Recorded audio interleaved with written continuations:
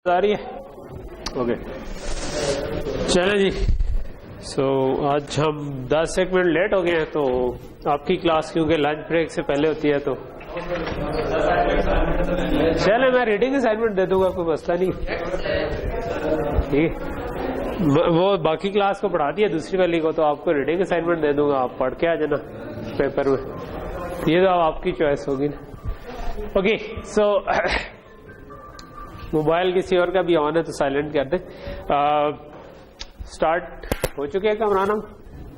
अच्छा ओके।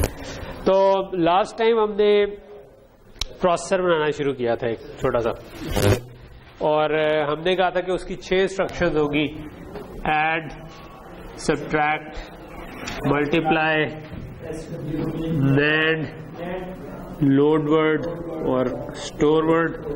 और इसके साथ हमने कहा था कि ये R1, R2, R3 कोई भी ये हो सकते थे, और बाकी सारी इसी फॉर्मेट में है ये चारों, जिनको हम ALU इंस्ट्रक्शंस कहते हैं। और इसका फॉर्मेट डिफरेंट था। इसमें हम कहते हैं कि किसी रजिस्टर में सेव करवाएंगे और किसी मेमोरी लोकेशन से लोड करेंगे। तो लोड कहाँ से उठाती है, कहाँ पर लेके जाती है, और स्टोर कहाँ से उठाती है, कहाँ पर लेके जाती है।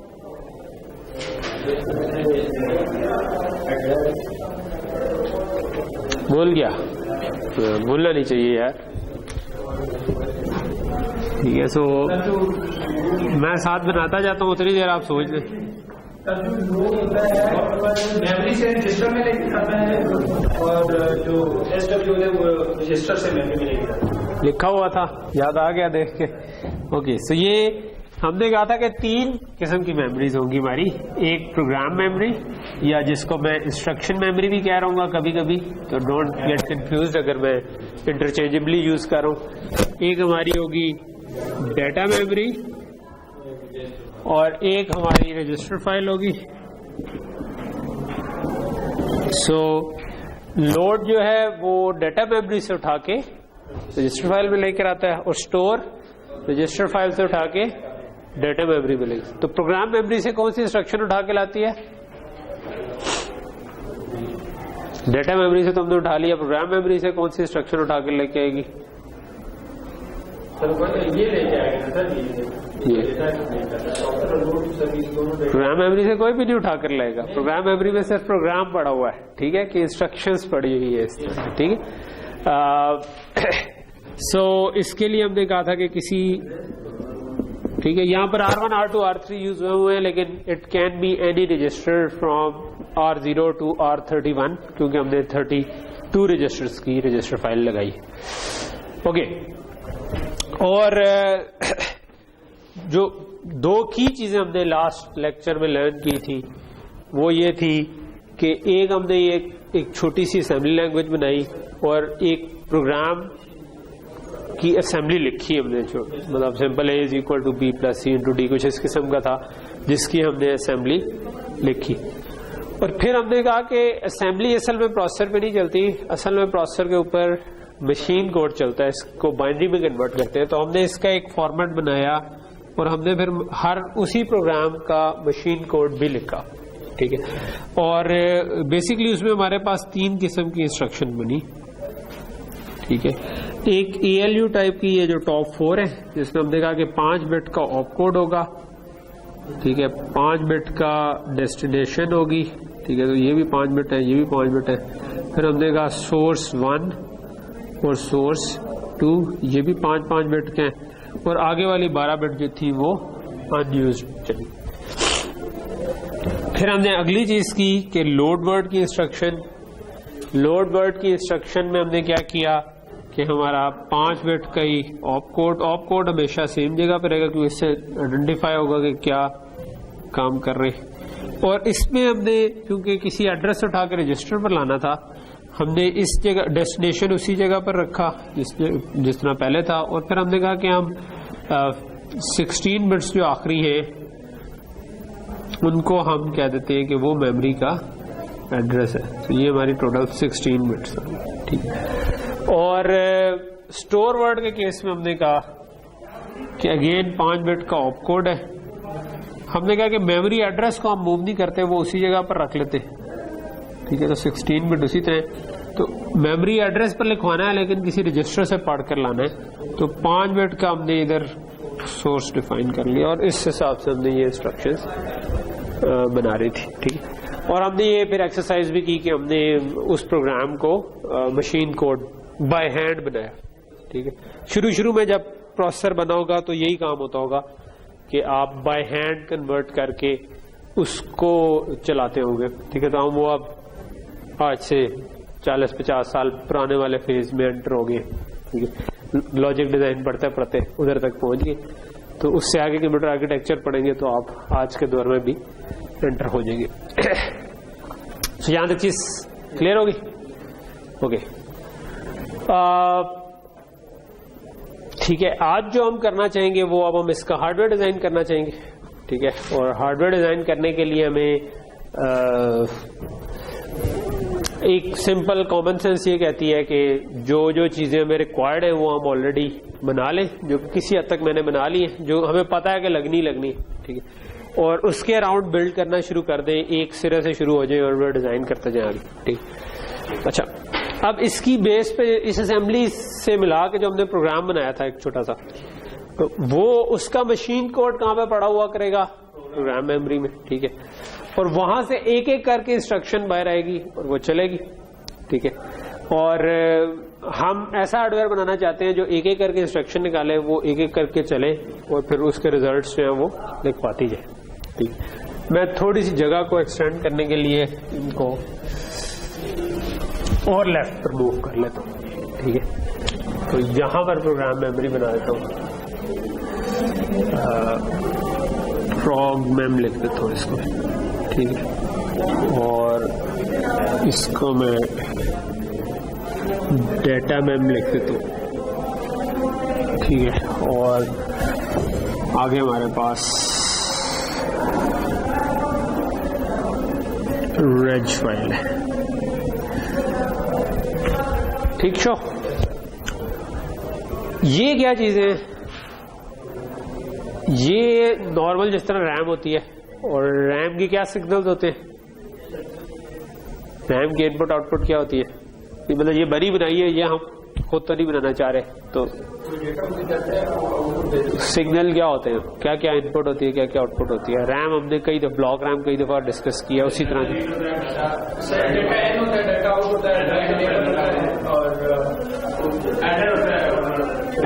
एडर नहीं, एड्रेस। सो इसके सिग्नल होंगे address, data in, write enable, data out, ठीक है। एड्रेस, राइट इनेबल, डी इन और डी आउट, ठीक है। और इसी तरह डाटा मेमोरी के सिग्नल होंगे एड्रेस, राइट इनेबल, डी इन और डी आउट, ठीक है। D in for data in, W E for write enable, adder for address, ठीक है। अब हम क्योंकि सिंपल सा प्रोसेसर बनाना चाह रहे हैं, तो हम ये अज्यूम करते हैं कि जो हमने जिस तरह लास्ट टाइम एक प्रोग्राम सा लिखा था उसका मशीन कोड ऑलरेडी इधर लिखा हुआ है, ठीक है। और डाटा भी हम अज्यूम करते हैं कि ऑलरेडी इधर रखा हुआ है, ठीक है, डाटा मेमोरी में।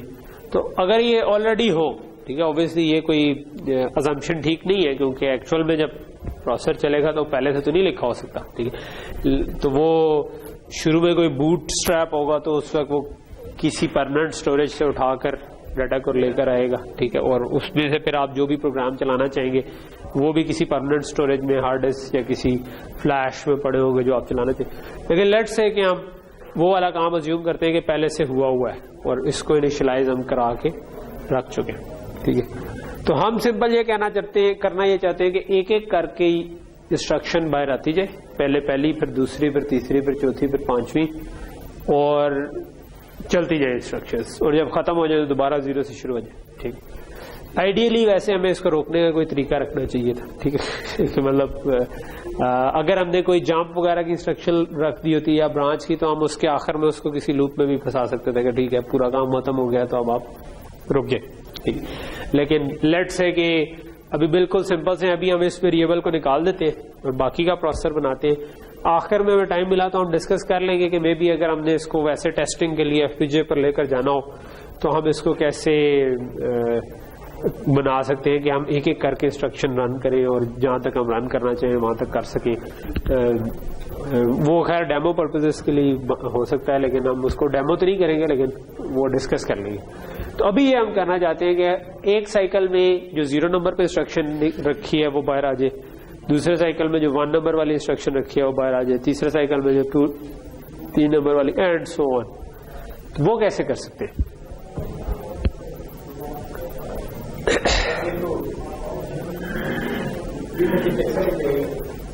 वो तो ऑलरेडी इसके अंदर लगे हुए हैं जो भी मल्टीप्लेक्स है। इसको तो मैं 0 एड्रेस दूंगा तो 0 का डाटा बाहर आ जाएगा, 1 एड्रेस दूंगा तो 1 का डाटा आ जाएगा।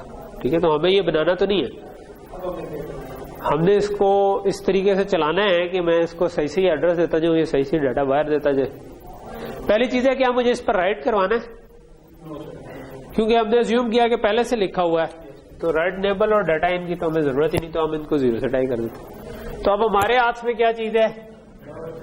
एड्रेस, और इसके साथ में डाटा बाहर आ जाएगा। अगर मैं एड्रेस 0 दूंगा तो 0 आ जाएगा बाहर, 0 एड्रेस वाला डाटा बाहर आ जाएगा, 1 दूंगा तो 1 वाला आ जाएगा, 2 दूंगा तो 2 वाला आ जाएगा। तो पहली इंस्ट्रक्शन, दूसरी इंस्ट्रक्शन, तीसरी इंस्ट्रक्शन इस तरह से। तो एड्रेस पे फिर हम क्या कर सकते हैं? कैसे एड्रेस को हम इस तरह से चेंज करेंगे? पहले 0 वाला डाटा बाहर निकले, फिर 1 वाला। 0 पास करेंगे सर तो 0 आ जाएगा। जी जी, तो हम कैसे इसको कर सकते हैं कि पहले साइकिल में 0 पास हो, दूसरे साइकिल में 1 पास हो, तीसरे साइकिल में 2 पास हो? नहीं, लोड वर्ड तो डाटा मेमोरी के साथ डील करें। हमने तो एड्रेस को पहले साइकिल में 0 एड्रेस देना है, दूसरे साइकिल में 1 देना है, तीसरे साइकिल में 2 देना है। तो हम एड्रेस को कैसे ऐसे कर सकते हैं? कैसे ये काम कर सकते हैं कि एड्रेस बार बार चेंज भी हो रहा हो और वो फिर 0 1 2 का सीक्वेंस फॉलो कर रहा हो?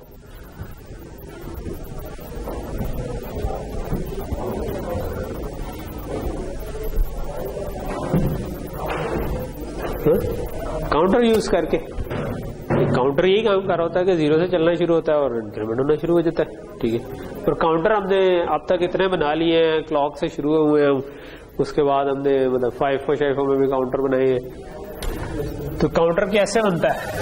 जो हर साइकिल में इंक्रीमेंट होना हो,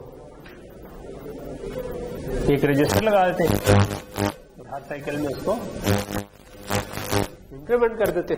ठीक है, तो सिंपल ये हर साइकिल में पहले ये रीसेट पे 0 हुआ, उसके बाद अगले साइकिल में इस पर 1 लिखा गया क्योंकि ये +1 होकर आ रहा है, फिर अगले साइकिल में 2 लिखा गया। तो हर साइकिल में 1 2 3 4 5 करता करता आगे जहां तक हम जाए। सो सिंपल इतना सा काम करने से हमारी इंस्ट्रक्शन फैच होगी। ठीक है, जो हम इंस्ट्रक्शन बाहर निकालना चाह रहे थे मेमोरी से, वो क्योंकि हमने अज्यूम किया कि हमारी सीक्वेंस में ही हमेशा चलेंगी, कोई उसमें ब्रांचेस नहीं है, कोई इफ एल्स या लूप्स नहीं है, भी हमने सपोर्ट करता हमारा प्रोसेस। तो इसका मतलब है कि बस सिंपल एक इंक्रीमेंटरी हमारे लिए काफी है। ठीक है, सो यहां पर अब हमारे पास इंस्ट्रक्शन आ गई है। ठीक है, ये हमारी इंस्ट्रक्शन आ गई है। ठीक है, INSTR से समझ आ जाएगी कि इंस्ट्रक्शन। अच्छा, अगला काम क्या करना है कि लेट्स से कि हम ना जब थोड़े सा प्रॉब्लम ऐसा हो जिसमें आपने मल्टीपल चीजें हैंडल करनी हो। ठीक है, इन जनरल डिजाइन में भी और लाइफ में भी। ठीक है, कि अगर आपको कोई ऐसा प्रॉब्लम आ जाए जब बहुत सारे वेरिएबल आ गए जिंदगी में और आपको कुछ समझ नहीं आ रही कि मैं की करा, तो उसमें जरा सा ठंडा सांस ले और उसके बाद आप ठंडा नहीं लंबा सांस ले। उसके बाद क्या करें कि आप बाकी वेरिएबल्स को साइड पे कर दें। आप कहें कि मैं किसी एक वेरिएबल को पहले सॉल्व करता हूँ। ठीक है, फॉरगेट अबाउट द रेस्ट, किसी एक वेरिएबल को सॉल्व करता हूँ और जब वो हो जाएगा तो फिर उसको इंटैक्ट रखते हुए कि वो सोल्यूशन मेरे पास है, अब उसी के अंदर दूसरा वेरिएबल भी डालने की कोशिश करें और फिर तीसरा वेरिएबल भी डालने की कोशिश। सो हमने ये 6 इंस्ट्रक्शन सपोर्ट करनी है। इसमें ये चारों कोई मिलती जुलती लगती है। ठीक, और ये दोनों जरा डिफरेंट लग रही है इनसे। लेट्स से कि हम पहले ALU वाली इंस्ट्रक्शंस पे फोकस करते हैं। लेट्स मेक अ हार्डवेयर जो कि ALU वाला काम कर ले। जब वो बन जाएगा फिर हम सोचेंगे कि अच्छा अब सेम हार्डवेयर में हम लोड वर्ड स्टोर वर्ड कैसे इनकॉर्पोरेट करें। ठीक है। तो अगर मैंने ALU वाली इंस्ट्रक्शन चलानी थी, ठीक है, तो अभी पहले तो मुझे चाहिए ऐसी रजिस्टर फाइल जो कि जो भी ये काम करने के लिए सपोर्ट चाहिए वो दे सके। सो रेज फाइल क्या करती है, रेज फाइल हमने बताया हुआ है, ये हमने पहले भी बनाई हुई है, लेकिन अब थोड़ी सी डिफरेंट होगी तो हम दोबारा बना लेते हैं क्योंकि ये ज्यादा कॉम्प्लेक्स ही थी। सो हमने कहा कि 32 रजिस्टर्स हैं इसके अंदर, ठीक है, और हर एक 32 बिट वाइड है जो हम डिजाइन कर रहे थे। हमें एक वक्त में कितने रजिस्टर्स रीड करने और कितने रजिस्टर्स राइट करने? अगर हम ऐड करें तो सर हमने एक रीड करने, एक को राइट करने, ठीक है, तो तीन हुए, जिनमें से 2 को हमने, 1 को हमने राइट करना, ठीक है। अच्छा, सो मैक्सिमम कितने एक वक्त में रीड करने हैं सारी अगर इंस्ट्रक्शंस को हम देख लें, क्योंकि रेज फाइल हम सारों के लिए बना रहे हैं, ठीक है। एक इंस्ट्रक्शन में मैक्सिमम कितने रीड करने? एक इंस्ट्रक्शन में 2 रीड मैक्सिमम है। कुछ इंस्ट्रक्शन 1 को रीड कर रही है, कुछ 2 को कर रही है, ठीक है। तो हमारे लिए जब हम हार्डवेयर डिजाइन कर रहे हो तो जो भी मैक्सिमम हो उसकी सपोर्ट डालना जरूरी होती है, ठीक है। सो सॉफ्टवेयर में तो ये होता है ना कि अगर एक फंक्शन कॉल हुआ तो वो एक तरह से चल जाएगा, दूसरा हुआ तो दूसरी तरह चल जाएगा। हार्डवेयर में आपने जो चीज बना दी वो एक दफा बन जानी, तो उसमें अगर आपको किसी एक इंस्ट्रक्शन में भी 2 की सपोर्ट चाहिए तो फिर आपको हार्डवेयर 2 के हिसाब से बनाना है, ठीक है, क्योंकि चाहे बाकी सारों में एक ही की सपोर्ट होती, लेकिन मतलब क्योंकि आपने वर्स्ट के सपोर्ट करना ही है तो आपको 2 रीड सपोर्ट करना। और राइट जो है वो एट मैक्स एक ही हो रहा है, ठीक है। ये वाली इंस्ट्रक्शन नहीं राइट कर रही, बाकी सारी राइट कर रही है, तो एक हमें इसकी राइट पोर्ट चाहिए, एक हमें रीड पोर्ट चाहिए, ठीक है।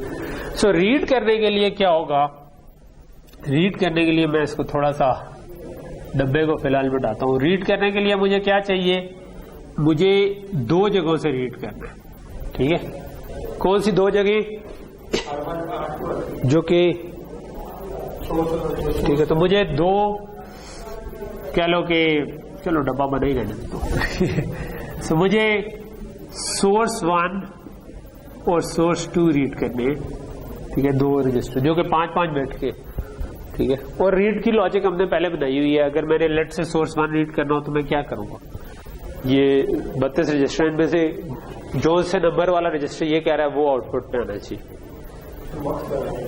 मार्क्स लगाएंगे, ठीक है। गुड, आहिस्ता आहिस्ता आप लोगों को अब मतलब इस पूरी कोर्स में जो आपको समझ आ जानी चाहिए by the end of the course, जो कि शायद आज ही है by the end of the course, वो ये समझ आ जानी चाहिए कि कोई सिचुएशन आती है तो वहां पर कौन सा कंपोनेंट लगना है, ठीक है। तो मतलब आप एज अ डिजाइनर आपका काम है कि आप उसको प्रॉब्लम को ब्रेक डाउन करके ऐसी सिचुएशन तक पहुंचे जहां पर आप फिगर आउट कर सके कि यहाँ पर कौन कौन से कंपोनेंट लग सके। तो ये मक्स लगेगा जो कि मैं कहता हूँ D-out1 कह देता हूँ इसको, ठीक है। और मैंने एक को नहीं रीड करना, मैंने 2 रजिस्टर्स को रीड करना है, तो क्या करूं, सोर्स 2 के लिए क्या एक और मार्क्स लगा दें, ठीक है। ये सोर्स 1 को जा रहा है, मैंने पैरेलल में एक और मार्क्स लगा दिया जिसको सोर्स 2 इनपुट दे दी, ये आपके पास D-out2 आ गया। सो यहां तक चीज क्लियर होगी। और राइट मैंने राइट एक वक्त में एक पर ही करना है, तो राइट के लिए मुझे कोई किस जगह पर करना है, डेस्टिनेशन चाहिए मुझे कोई, मैं ऊपर ही लिख देता हूं डेस्ट, ठीक है। और मुझे ऑब्वियसली इसके अलावा कोई राइट इनेबल और डाटा इन भी चाहिए, कौन सा डाटा लिखवाना है और राइट इनेबल करेक्ट करवाना भी है या नहीं करवाना, क्योंकि कभी करवाना होगा कभी नहीं करवाना होगा। तो इस जगह पर क्या करना पड़ेगा, तो ये तो ऑलरेडी जिस तरह हमने पहले भी किया हुआ है कि हमने इसको D-Bux लगा दिया। किस चीज को D-Bux करने है, राइट इनेबल और डेटा एंड को पहले ऐड करेंगे, राइट इनेबल और डेटा एंड को पहले ऐड नहीं करेंगे, ऐड करेंगे, क्यों? एग्जैक्टली वही गलती जो कि मैंने जब ये पढ़ाया था तो उस वक्त बताया था कि नहीं करनी। 2-3 गलतियां हुई थी उस वक्त, उनमें से एक ये थी ऐड कर दे। किसको D-Bux करें, राइट इनेबल को, डाटा इन को, या दोनों को?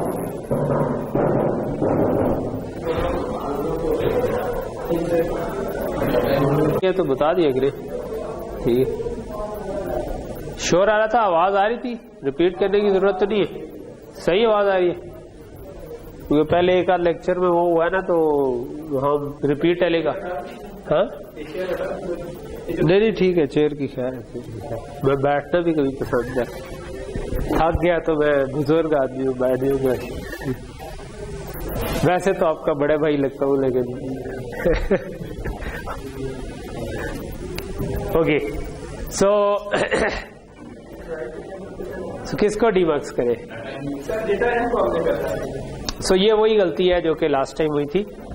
मैं इस पे मजीद टाइम ज़ाया करने के बजाय जब भी ऐसी रेड वाली सिचुएशन हो, सो हम सिर्फ इनेबल को डीमक्स कर देते, ठीक है, और डाटा इनको सबके साथ टाई कर देते, ठीक है।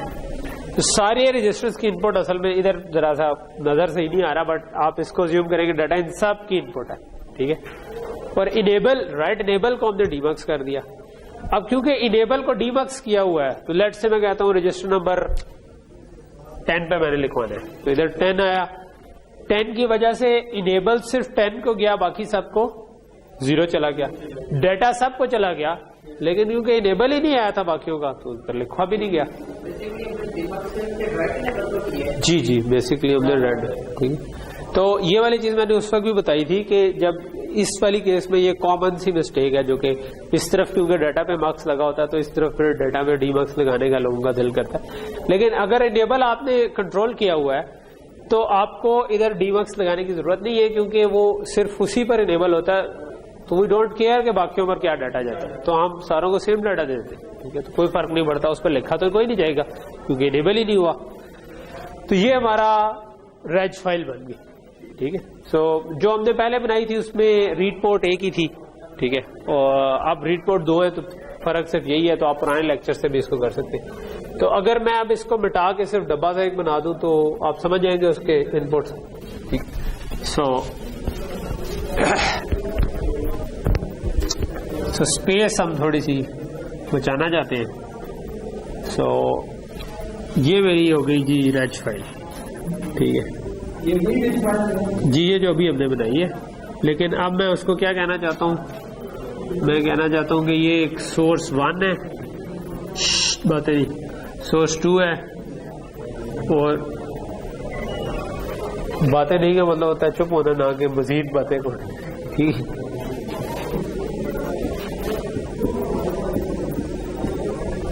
ओके, सो ये हो गया। और इसके अलावा हमने एक डेस्टिनेशन का रिजल्ट बनाया हुआ है,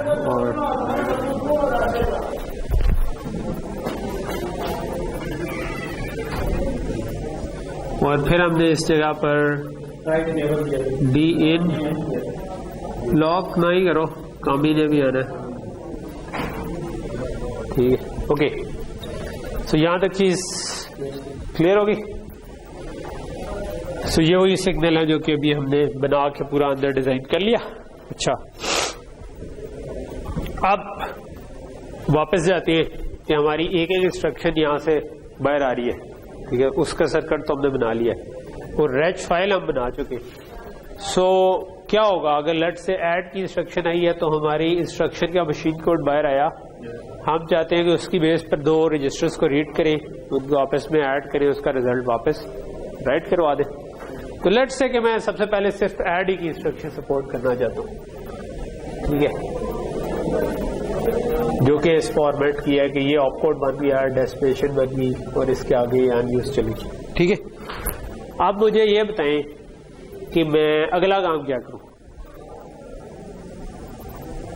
इंस्ट्रक्शन तो आ गई, रेज फाइल में डाटा ऑलरेडी पड़ा हुआ है, क्योंकि हमने ऐड की सपोर्ट करनी है, तो इसका मतलब है कि वी आर अज्यूमिंग के लोड ऑलरेडी हो चुका है।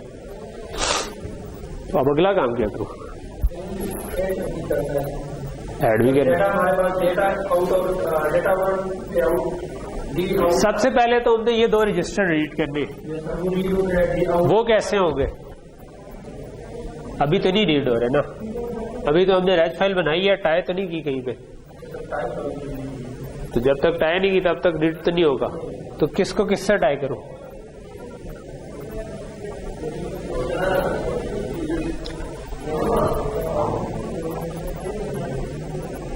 अगर मैंने ये दो रजिस्टर्स पढ़ने हैं जो सोर्स 1 और सोर्स 2 पे वाली जगह पर हैं, तो मैं क्या करूंगा? किससे टाई करूंगा? नहीं, किसी से नहीं। ये मेरे पास इंस्ट्रक्शन निकल रही है,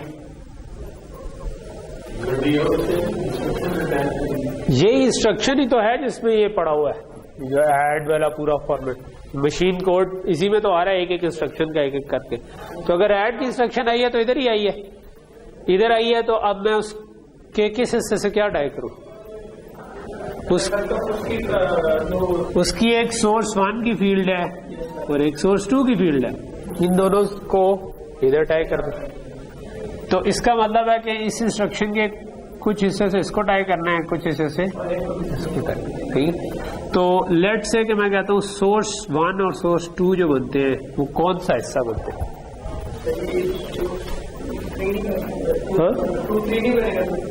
नहीं, हमने कहा था कि ऑप कोड, फिर डेस्टिनेशन, फिर सोर्स 1 और सोर्स 2, ठीक है।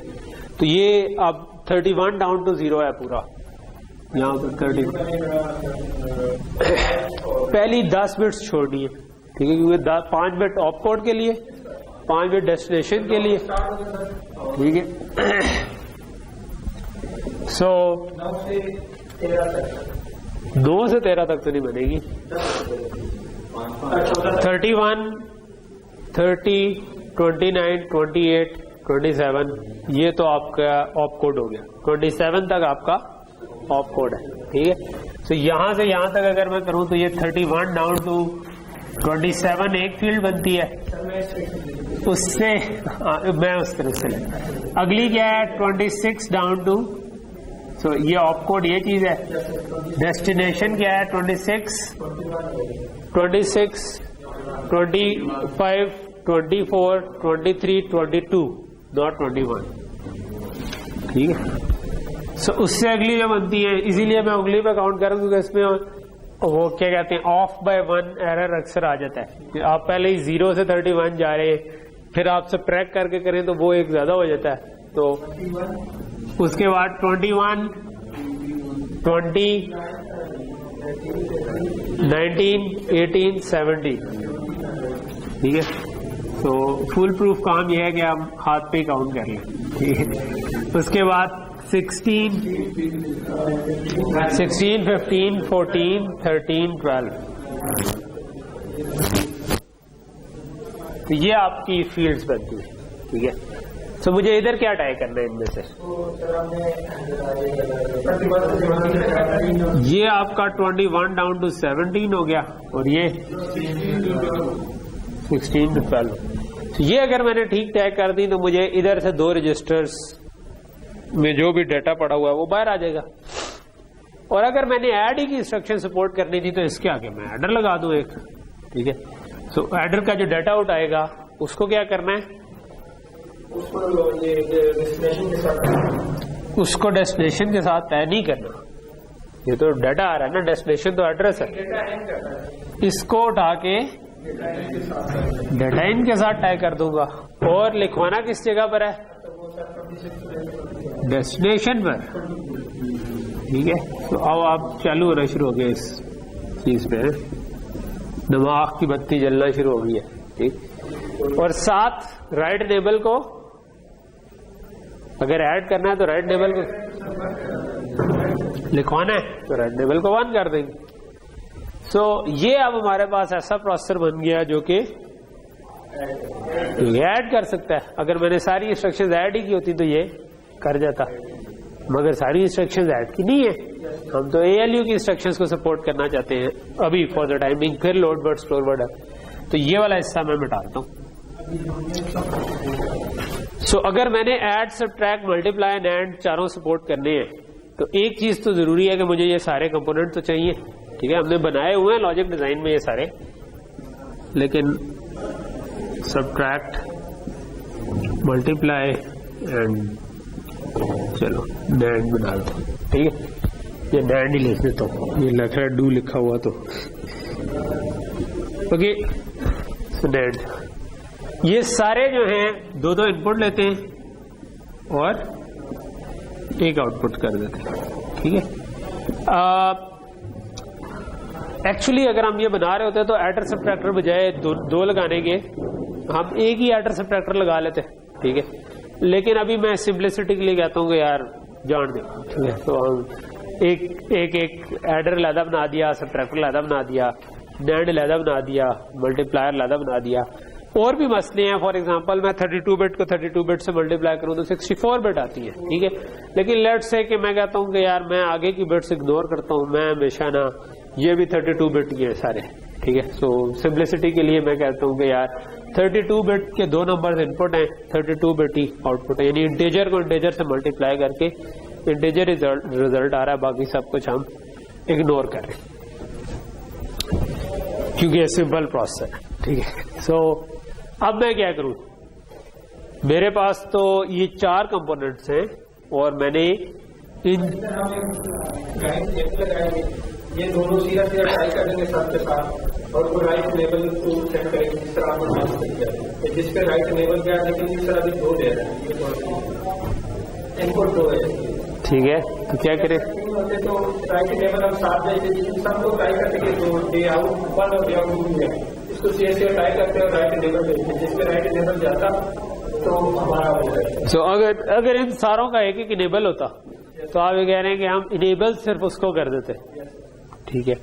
तो एक सोच ये है कि भाई इनको सारों के साथ ही टाई कर देते, यानी कि इसको इससे भी टाई कर देते और फिर मैं भी इससे भी टाई कर देते, है ना। और ये भी टाई हो गया, ठीक है, और ये भी टाई हो गया, ठीक है। लेट्स से कि थोड़ा उल्टा हुआ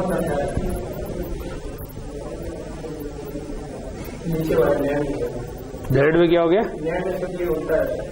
चलो वो NAND तो उससे फर्क नहीं पड़ता कि रिजल्ट एक ही आएगा, ठीक।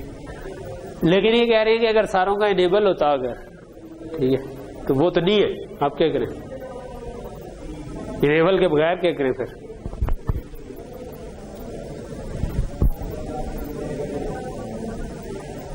ये कर दीजिए 2 to 4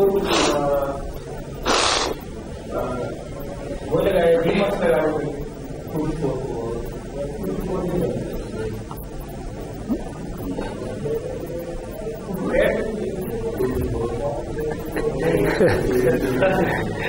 डीमक्स होता है 1 to 4 या 1 to 8, वो डिकोडर होता है 2 to या 3। डीमक्स लगाने कि किस पर लेके जाना है डाटा, तो लेट्स से मैं डीमक्स इधर लगा देता हूँ 1 to 4 डीमक्स, ठीक है। एक इस डाटा के लिए, एक इस डाटा के लिए, तो 2 मेरे डीमक्स लगे और उसमें उसने चूज कर लिया कि नहीं ये डाटा जो है ना ये एडर को जाना था या सब्ट्रैक्टर को जाना था, उसके हिसाब से उसने सिर्फ उसी को डाटा भेजा। तो बाकियों को क्या गया नहीं, लेकिन डीमक्स 4 आउटपुट्स है ना, उसमें एक सिलेक्ट होती, बाकियों पे 0 चला जाता है, तो बाकी 0 हो जाते हैं डीमक्स पे, ठीक है। तो लेट से मैं कहता हूं कि मैं 0 क्यों भेजूं, मैं सेम नंबर्स को ऐड भी कर लेता हूँ, सब्ट्रैक्ट भी कर लेता हूँ, मल्टीप्लाई भी कर लेता हूँ, NAND भी कर लेता हूँ, लेकिन आगे उठाऊंगा वो जो मुझे चाहिए। अगर उसने 0 को जो ऐड करना था, मैं 0 के बजाय इन्हीं 2 नंबर को ऐड भी कर लूंगा, सेंड सब पे तो कर दिया हमने, ठीक है। तो ये सारे जो है ना अपना अपना काम करते जाए, ठीक है। वी डोंट केयर, अगर 0 भी भेजते तो वो अब चारों की आउटपुट आ गई, ठीक है। चारों की आउटपुट अगर आ गई है, लेकिन अब इंस्ट्रक्शन जो थी वो हो सकता है ऐड की हो सकता है सब्ट्रैक्ट की हो सकता है मल्टीप्लाई की हो सकता है NAND की हो। तो हम अगर ऐड किया तो एडर की आउटपुट उठा लेंगे, सब्ट्रैक्ट किया तो सब्ट्रैक्टर की उठा लेंगे। इसकी आउटपुट उसका जो सेलेक्ट लाइन होगा वो हमारा ऐड वाला जो चाहिए और उससे हम सेलेक्ट कर लेंगे जो डेटा, ठीक है। सो डीमक्स लगा दें, वो कह रहे हैं मार्क्स आप कहें, तो डी मार्क्स की एक इनपुट होती है और बहुत सी आउटपुट होती है।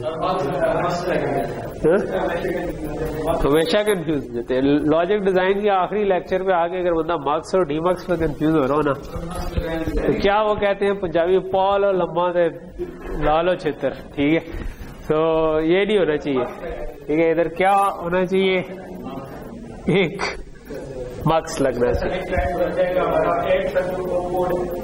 पहले चलो इसका पहले डाटा आउट में कनेक्ट करते हैं। ये कहाँ जाएगा, ये जो पहले हम सिर्फ हेडर के लिए कर रहे थे, तो ये वाला तो सारा आगे वाला काम हो गया, सिर्फ इसकी सिलेक्ट लाइन जाएगी। सिलेक्ट लाइन में ये कह रही है कि किससे कनेक्ट कर लूं, ऑप कोड से। लेकिन ऑप कोड तो 5 बिट का है, ये कितनी बिट होनी चाहिए, ये तो 2 होनी चाहिए। अब क्या करोगे? so, इनके ऑप कोड्स क्या हैं, 0 1 2 3 4 5। सो हमें बिट्स चाहिए, ये तो 4 to 1 मल्टीप्लेक्सर है, इसकी सिलेक्ट लाइन 2 बिट की होती है। 0 1 2 3 हमें चाहिए। सो अब क्या करें, तो सर जो ऑप कोड के पहले 2 है उनको ट्राई करेंगे। ऑप कोड की जो LSBs हैं 2, उसमें 0 1 2 3 ही आ रहा है इन तीनों केस के लिए। 4 5 के केस में अगली बिट्स मान हो जाती है, लेकिन फिलहाल हम सोच रहे हैं कि ये है ही नहीं, तो हम तो अपनी आसानी के लिए ऑप कोड की पहली 2 बिट्स को टाई कर देते हैं। तो कौन सी बिट्स होंगी ये हमारे इधर से स्टार्ट कर रहे हैं। जी जी, हम 28 एंड डाउन टू 27 अगर पढ़ा जा रहा हो तो, वो छोटा ना हो, ठीक। ओके, सो ठीक हो गया। सो हमने अगर इस इधर रुक के हम देखें तो हमने 4 इंस्ट्रक्शन सपोर्ट कर लिए, और कुछ चीजें थी जो इसमें बनी बनाई जरूर लगनी थी, जिस तरह ये address subtractor, multiplier, NAND, reg file, data memory, program memory. उसके अलावा बेसिकली हमने सिर्फ एक मल्टीप्लेक्सर लगाया, एक काउंटर लगाया और चीजों को ठीक ठीक टाई कर दिया। तो हमारा इतना सा प्रोसेसर बन गया है कि वो ऐड, सब्ट्रैक्ट, मल्टीप्लाई और नैंड कर सकते। तो अमेजिंग सी बात है कि छोटा सा अगर चीजों को आप ठीक ऑर्डर में सोच समझ के कनेक्ट कर लें तो बड़े कम कंपोनेंट से आप प्रोसेसर बना सकते हैं, ठीक है। और चलो इसको हम लोड वर्ड, स्टोर वर्ड के आगे दोबारा कंटिन्यू करेंगे कि इसकी सिग्निफिकेंस क्या है, ठीक है, कि प्रोसेसर बनाने। ओके, सो ये जो हो गया ना, ये हमारा add, subtract, multiply and NAND support हो गई।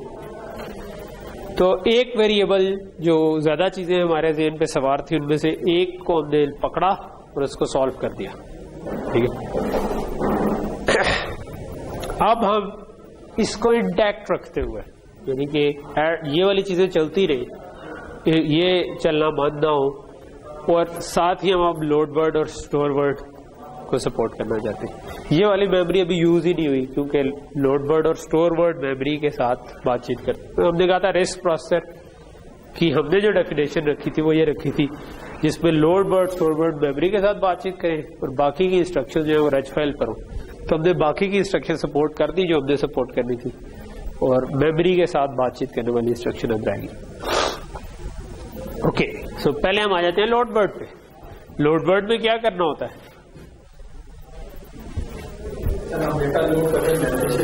मेमोरी से लोड करते हैं और कहां पर लिखवाते हैं, सो ये डाटा मेमोरी है, इससे हमने लोड करना है। तो कैसे करें,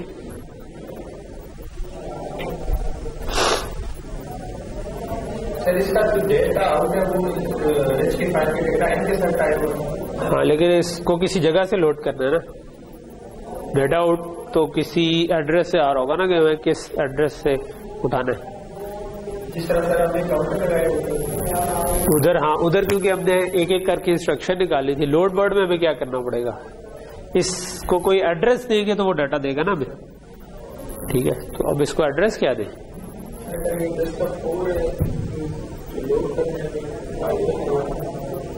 नहीं वो तो है कि अगर 4 लोड करना है, हम उसकी बात नहीं कह रहे।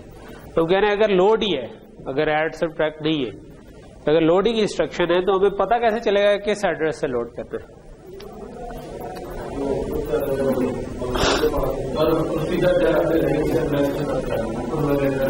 लोड की इंस्ट्रक्शन में भी कैसे पता चलता है कि कहां से हमने लोड करना है? ये लोड की इंस्ट्रक्शन है, इसके अंदर एड्रेस के लिए हमने पहली 16 बिट्स रखी हुई है, वो बताती है कि डाटा मेमोरी की किस जगह से लोड करना है हमने। तो डाटा मेमोरी की किस जगह से लोड करना है, इसी इंस्ट्रक्शन की पहली 16 बिट्स बता रही है। ठीक, ये अब हमारा ये तो ऐड वाला फॉर्मेट था ना। लोड वर्ड वाले फॉर्मेट में क्या होगा? लोड वर्ड वाला फॉर्मेट फर्क है, ठीक है। उसमें आपके पास ये ऑपकोड है, उसके बाद डेस्टिनेशन है, फिर उसके बाद एड्रेस है, ठीक है। ये 16 बिट है, ये 5 बिट है, ये 5 बिट, ठीक है। सो इसका मतलब क्या हुआ कि इसके एड्रेस के साथ क्या करूं मैं? इंस्ट्रक्शन की 16 बिट टाई कर दूं इधर, ठीक है। अब इट डिपेंड्स कि मेमोरी कितनी बड़ी है, ठीक है। हो सकता है ये ज्यादा बड़ी ना हो। अगर मैं FPGA की ब्लॉक रैम यूज कर रहा हूं तो 32 बिट अज्यूम किया है, तो सिंगल ब्लॉक रैम जो है वो फिर 512 लोकेशन होगी, वो 9 बिट की होगी। तो उस केस में 9 बिट्स टाई कर ले। अगर आपने बड़ी ब्लॉक रैम बनाई है बाय जॉइनिंग ब्लॉक रैम्स, जिसके लिए हमने कोर जनरेटर भी यूज करना देखा, हमने ये भी देखा कि आप टेम्पलेट से भी बना सकते हैं, ठीक है। तो वो जिस साइज की है उतनी बिट्स असल में आपने फिर टाई करनी है ये, ठीक है। लेकिन हमने 16 रखी हुई है कि एट मैक्स हम इतनी सपोर्ट करते हैं, ठीक है। कि अगर कोई इतनी बड़ी रैम इधर लगा दे तो हम स्टिल चलते हैं, ठीक है। सो इसका मतलब है कि लोड वर्ड की इंस्ट्रक्शन अगर आई तो ये मुझे एड्रेस से डाटा तो निकाल देगा, ठीक है। अब इस डाटा को मैंने क्या करना है, ठीक है, रेज फाइल पर लिखवाना है। रेज फाइल पर लिखवाने के लिए क्या करना पड़ेगा?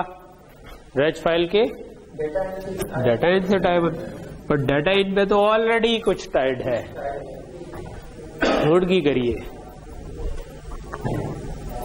डाटा इन तो ऑलरेडी टाइड है,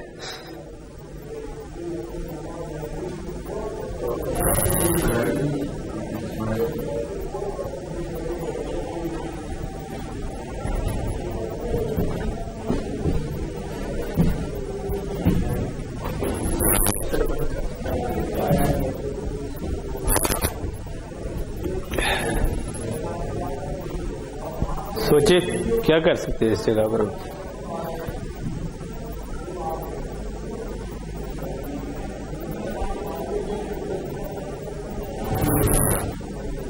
रेज फाइल की तो एक पोर्ट थी, राइट पोर्ट, वो एलयू इंस्ट्रक्शन के लिए हमने यूज कर ली। तो लोड वर्ड के लिए क्या करें?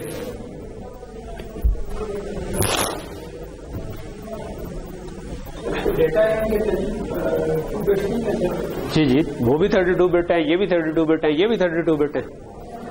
2 लिखवाने हैं एक जगह पर, क्या करें? नहीं, क्या एक ही वक्त में लोड वर्ड और ऐड की इंस्ट्रक्शन आ सकती है? नहीं आ सकती। तो इसका क्या मतलब हुआ? मैंने आपको क्यों ये हिंट दिया? इसका मतलब है कि जब ये लिखवाना है तो ये नहीं लिखवाना, ये लिखवाना तो ये नहीं। अगर लोड वर्ड की इंस्ट्रक्शन आ रही है तो ये लिखवाना है, अगर ऐड सब्ट्रैक्ट की आ रही है तो ये लिखवाना है।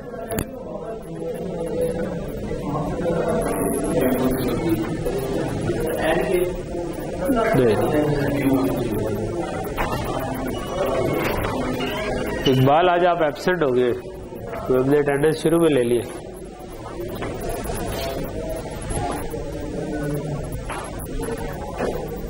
चले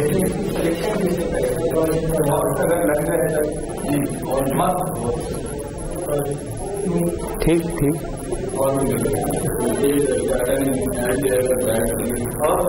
तो इसका मतलब क्या हुआ कि कभी मुझे ये लिखवाना है, कभी मुझे ये लिखवाना है। जब ये लिखवाना तो ये नहीं लिखवाना, जब ये लिखवाना तो ये, क्योंकि अगर लोड की इंस्ट्रक्शन आई तो ये यहां से अदर में। तो 2 में से किसी एक को आगे फॉरवर्ड करना हो तो क्या करते हैं? किसी केस में मैं चाहता हूं ये हो जाए, अदरवाइज मैं चाहता हूं ये हो जाए। तो और गेट से होगा। 32 बिट का डाटा भाई, यही 32 बिट है, तो पूरा का पूरा 32 बिट आगे जाए, या ये पूरा 32 बिट। तो यहाँ पर या आ रहा है तो क्या और आ जाएगा?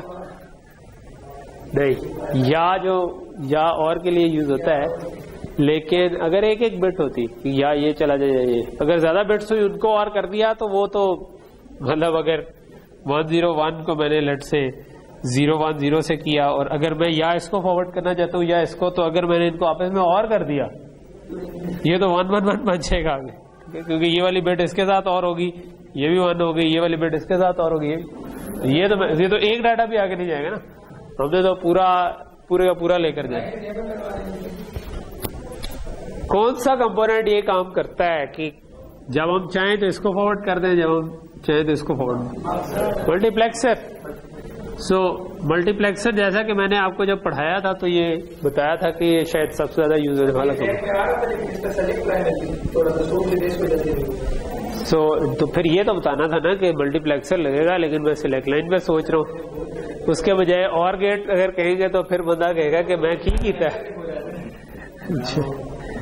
चले जी, ठीक है, ओके चले, इस पर मजीद टाइम नहीं जाएगा। इसकी सिलेक्ट लाइन कहाँ से आएगी? अब नेक्स्ट क्वेश्चन आता है, सिलेक्ट लाइन ने क्या सिलेक्ट करना है? अगर लोड वर्ड की इंस्ट्रक्शन आ रही हो तो हमने ये वाला चीज फॉरवर्ड करनी है, अदरवाइज हमने ये वाली चीज फॉरवर्ड करनी।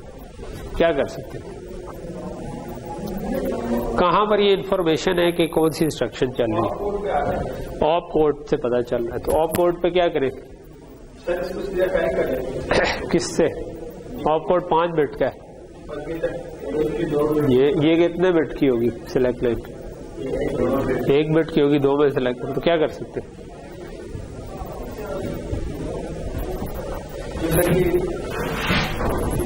जब हमारे पास इसका तीसरा ट्राई कर लेंगे, इसकी तीसरी बिट, ये कह रहे हैं इसकी तीसरी बिट ट्राई कर ले। क्यों? क्योंकि मेरे जो ऑप कोड है वो 000 001 010 011 100 और 101 है। सो लोड या स्टोर के केस में इसकी तीसरी बिट 1 हो जाती है, ठीक है।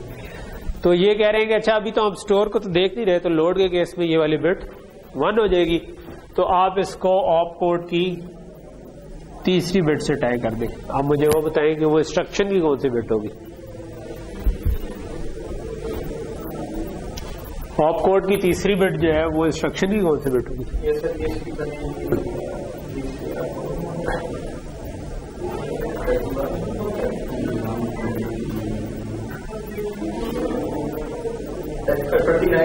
ट्वेंटी 29 बनेगी, ठीक है। 27 28 इधर टाइप किया हुआ था, उससे अगली इधर, ठीक है 29। ओके, सो ये 29 बिट 1 हुई अगर, तो हम चाहते हैं कि लोड वाली साइड से उठा ले 0 ही, तो बाय डिफॉल्ट वो भी चलता रहे, ठीक है। तो हमने इस तरह से इसको इनकॉर्पोरेट करना है कि पिछला वाला काम का हर्ज ना हो। सो अगर ये 1 नहीं आ रही, यानी कि ऐड सब्ट्रैक्ट वाले चल रहे हैं, तो वो उसी तरह चलते रहेंगे, फिर बाय डिफॉल्ट ये वाला पाथ नीचे वाला चल रहा है। लेकिन अगर ये बिट 1 हो गई तो इसका मतलब है कि इस साइड का डाटा लिखवाया जाएगा। सो यहां तक चीज क्लियर हो गई, ठीक है। डेस्टिनेशन जिस जगह पर लिखवाना है वो कहां पर टाई करनी है? वो ऑलरेडी टाई हुई है, क्योंकि जो इधर डेस्टिनेशन थी वो ऐड में भी डेस्टिनेशन थी, तो इसका मतलब वो तो ऑलरेडी टाइड है।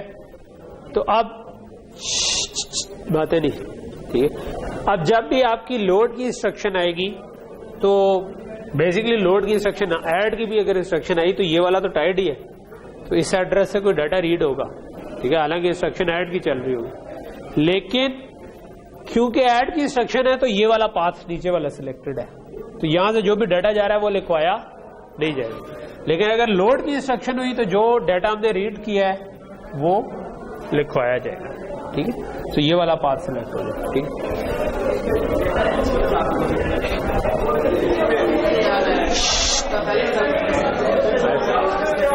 उधर भी जो बोल रहा है उसको भी बता दो क्लास। हाँ, बातें आप लोग भी निकल के यही करते हैं, मतलब इधर थोड़ा सा वो साउंड प्रूफ होना चाहिए मेरा ख्याल है कमरा, ताकि या लोगों में सेंस होनी चाहिए या साउंड प्रूफ होना चाहिए। तो पहला वाला काम तो नहीं है, तो दूसरा वाला किया जा सकता है। जी जी जी जी, इसके अंदर हम अज्यूम कर रहे हैं कि डाटा पहले से पड़ा है, इसमें हम अज्यूम कर रहे हैं कि प्रोग्राम पहले से पड़ा है। इस वक्त जब हम ये बना लेंगे तो फिर हम सोच सकते हैं कि अच्छा लिखवाया कैसे जाए। ठीक है, वही वाली रूल कि जब आपको समझ ना आ रही हो, ज्यादा वेरिएबल हो, तो अब हम इसको लॉक कर सकते हैं। ठीक है, तो तब हम ये कर सकते हैं कि पहले कुछ सिंपलीफाइड असम्पशंस ले लें। जब हम इसको कर लेंगे तो उसके बाद सोचेंगे कि क्या किया जा सकता है, डाटा लिखवाने के लिए क्या कर सकते हैं प्रोग्राम लिखवाने। ओके, सो ये तो लोड वर्ड सपोर्ट होगी, क्योंकि लोड वर्ड के लिए हमें क्या चाहिए था, किसी जगह पर लिखवाना था, किसी जगह से पढ़ना था। जहां से पढ़ना था उधर एड्रेस टाइप कर दिया, वहां से जो डाटा आया वो डाटा रेज फाइल के ऊपर चला गया, क्योंकि ये वाली बिट 1 होगी तो ये वाला पाथ सिलेक्ट हो जाएगा। और जिस जगह पर लिखवाना था उसका डेस्टिनेशन ऑलरेडी टाइड है, और राइट इनेबल को हमने 1 करना था, वो ऑलरेडी 1 ही किया हुआ हमने। ठीक है, लिखवाने के लिए। तो इसका मतलब है कि ये वाला हार्डवेयर जो है ये लोड वर्ड को भी चलाएगा और ALU को भी। और ये भी हमने एक दफा इसका री एनालिसिस कर लेना चाहिए, कोई चीज खराब तो नहीं हुई, कि कहीं ऐसा तो नहीं होगा कि ऐड के केस में कोई चीज मसला करे, नहीं। क्योंकि जब ऐड सब्ट्रैक्ट मल्टीप्लाई आ रहा है उस वक्त ये 29 वाली बिट 0 होगी, तो ये वाला पाथ अपनी जगह पर काम कर रहा होगा। और उस वक्त लोड का भी एड्रेस कोई ना कोई जा रहा होगा, क्योंकि ये तो टाइड ही है ना। अगर इंस्ट्रक्शन ऐड की आई थी तो जो भी इधर पीछे एड्रेस बनता था, मतलब जो भी सोर्स 2 सिलेक्ट किया होगा और प्लस 12 बिट होंगी, उसके हिसाब से कोई एड्रेस इधर चला जाएगा। लेकिन उससे कोई फर्क नहीं पड़ेगा, क्योंकि उसका डाटा आउट आगे फॉरवर्ड ही नहीं हो रहा, फॉरवर्ड उस केस में ALU वाला पाथ हो रहा है। और जब लोड की इंस्ट्रक्शन आएगी तो फिर उस वक्त भी कोई ना कोई ऐड हो जाएंगे, क्योंकि जो आपने एड्रेस दिया उसके हिसाब से कोई 2 रजिस्टर रीड होंगे, वो आपस में ऐड हो जाएंगे या सब्ट्रैक्ट मल्टीप्लाई हो जाएंगे।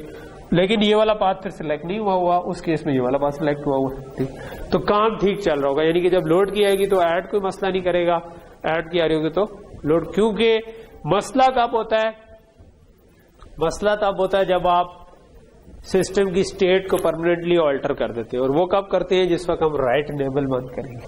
ठीक है, सो राइट इनेबल अगर आपने गलत चीज पर 1 कर दिया तो इसका मतलब आपने परमानेंटली लिखवा दिया, जो पुरानी वैल्यू थी वो ओवरराइट हो गई है। ठीक है, अब आप उसको वापस नहीं ला सकते। कुछ ऐसा नहीं कर सकते सर कि अगर हम लोड कर रहे हैं तो आगे भी कुछ डेटा लग रहा है। अगर हम लोड करें तो हमने डाटा तो भेजना है ना आगे, लोड वाला डाटा। जी जी जी जी, कर सकते हैं। उसके लिए अगर आपको फिर ये जो एड्रेस सब्ट्रैक्टर मल्टीप्लायर है, इनको अगर आप इनेबल के साथ बनाए, ठीक है, जो कि बाज केसेस में शायद प्रेफरेबल हो। फॉर एग्जांपल अगर आप कोई कंपोनेंट को टर्न ऑफ करके पावर बचा सकते हो, ठीक है, तो फिर ये शायद आपको करना चाहिए कि आप उनको 0 करें। ठीक है, सो नॉर्मली डेस्कटॉप्स में हम पावर्स के लिए इतना कॉन्शियस नहीं होते जितना हम मोबाइल डिवाइसेस के केस में होते हैं। तो उस केस में शायद ऐसा कुछ होता भी हो कि आप जोन सी चीजें यूज नहीं हो रही उनको डिसेबल कर दें। ठीक है, ताकि पावर मिनिमल ओके। लेकिन अभी हमें उसकी जरूरत नहीं है, क्योंकि मसला इसका हमारी कोई कंप्यूटेशन गलत नहीं हो रही। यानी कि जब हम लोड कर रहे हैं उस वक्त कोई ना कोई गलत वैल्यूज इधर से रीड होकर वो ऐड सब्ट्रैक्ट मल्टीप्लाई सब कुछ हो गई है, उनमें से सिलेक्ट होकर कुछ ना कुछ रैंडमली इधर आ भी गया है, लेकिन हमने वो लिखवाया नहीं। तो असल चीज ये राइट इनेबल था। ठीक है, राइट इनेबल भी हमने 1 किया हुआ, लेकिन हमने सिलेक्ट नहीं किया हुआ ये वाला पाथ, हमने उस केस में लोड वाला पाथ सिलेक्ट किया, इस वजह से कुछ गलत नहीं लिखा गया। ओके, सो नेक्स्ट चीज अब हमारी आखिरी चीज रहेगी, वो है स्टोर वर्ड। ठीक है, और स्टोर वर्ड ने क्या करना है, रजिस्टर से उठाना है। वो भाई सिमेट्री को बाद में ठीक कर ली यार, खड़खड़ शुरू कर। तो ओके, सो मुझे स्कूल याद करा दिया तुमने, जो छोटा होता हुआ ना ज्योमेट्रियां होती थी हमारे पास इस तरह की स्टील की। और ओके, सो स्टोर वर्ड ने रेज फाइल से पढ़ना है और डाटा मेमोरी पर लिखवाना है। अभी तक हमने इसकी राइट पोर्ट को कुछ नहीं किया। ठीक है, असूली तौर पर अगर मैं लोड वर्ड कर रहा था तो इसको 0 कर देना चाहिए था, लेकिन क्योंकि मैंने स्टोर वर्ड के लिए इसको टाइप करना है तो हमने इसको भी अनटाइड छोड़ा हुआ। तो स्टोर वर्ड ने इधर से उठाना है, इधर लिखवाना है। ठीक है, और स्टोर वर्ड का फॉर्मेट भी ऐसा ही है, सिवाय ये कि स्टोर वर्ड में ये डेस्टिनेशन नहीं है, ये सोर्स है। ठीक है। सो अब मुझे इस वाले रजिस्टर नंबर से रीड करना है और वो जो डाटा आएगा वो मैंने इधर लिखवाना है। सो अभी तो मैं इस वाले से नहीं रीड कर रहा, अभी तो मैं कोई आगे वाली बिट से रीड कर रहा हूं। ठीक है, तो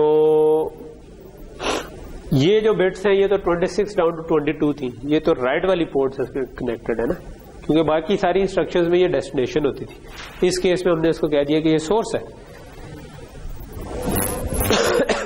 तो इसका मतलब है कि मुझे रीड पोर्ट से इसको टाई करना है, वो कैसे करूं? तो मैंने इस जगह से अब पढ़ना है स्टोर वर्ड के केस में। तो जो हमारा मार्क्स लगा है, दो मार्क्स लगेगा उसमें से आप अपना पास करेंगे जो हमें चाहिए, वो हमें आउटपुट दे देंगे। नहीं, वो तो इससे टाइड है ना, क्योंकि ये तो दो चाहिए हमें, वो तो ऑलरेडी टाइड है।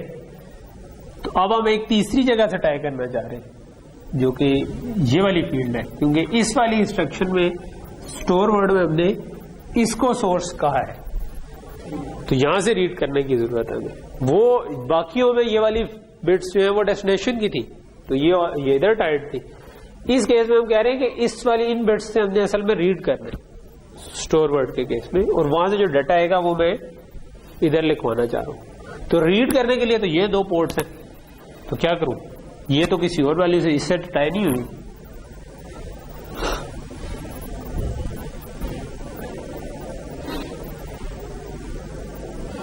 क्या करें?